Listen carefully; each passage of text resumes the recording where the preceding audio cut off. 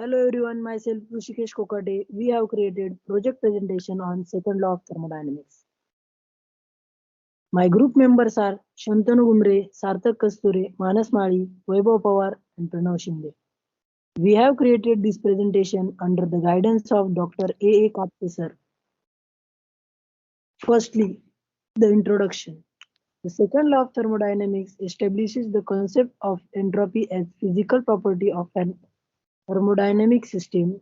Entropy predicts the direction of spontaneous process and determines whether they are reversibly or impossible dissipate, obeying the requirement of conservation of energy as expressed in the first law of thermodynamics.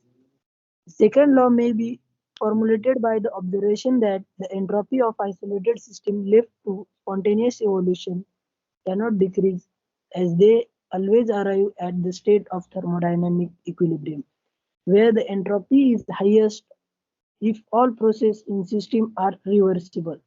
The entropy is constant and an increase in entropy accounts for the reversibility of nature process often with the concept of arrow.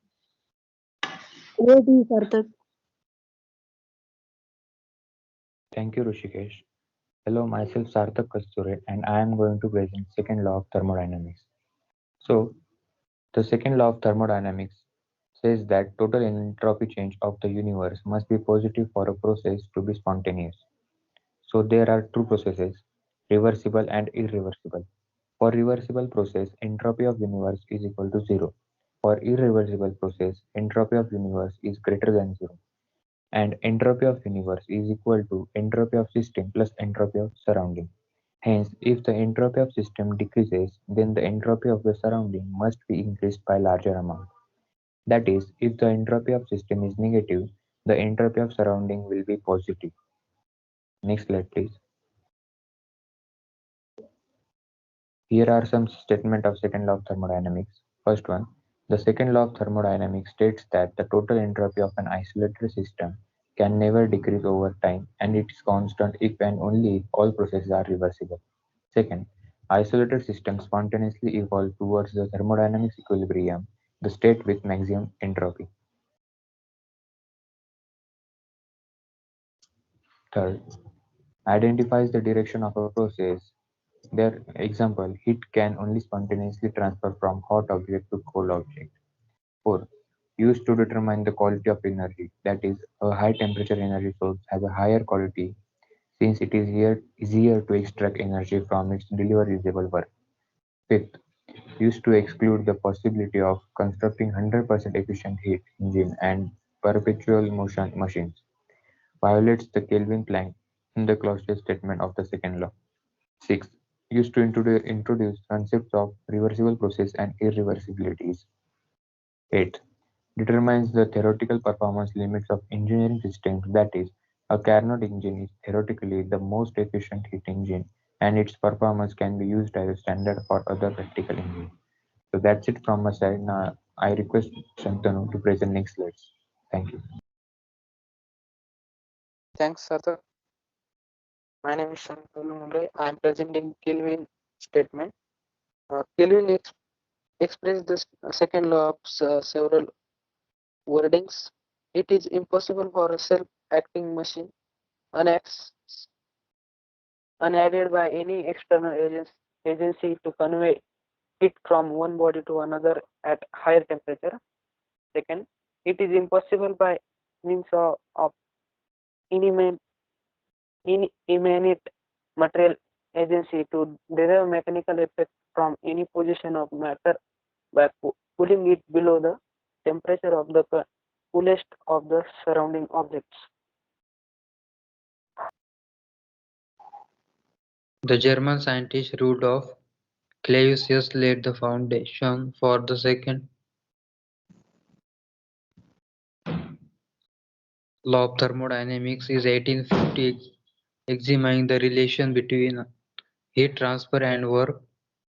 His foundation and the second law, which is published in German 1854, is known as Clausius' statement. Heat can never pass from colder and warm body without some other change connected therewith occurring at the same time. The statement by Clausius uses concept of passage of heat. As is usual thermodynamic discussions, this means net transfer of energy as heat and does not refer to contributory transfer one way at the other.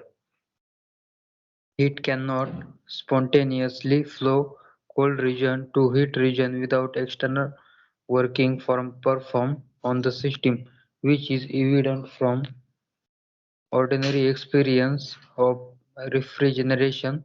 For example, in refrigerator, flow from cold hot, but only when forced on an external agent, the, the refrigeration system.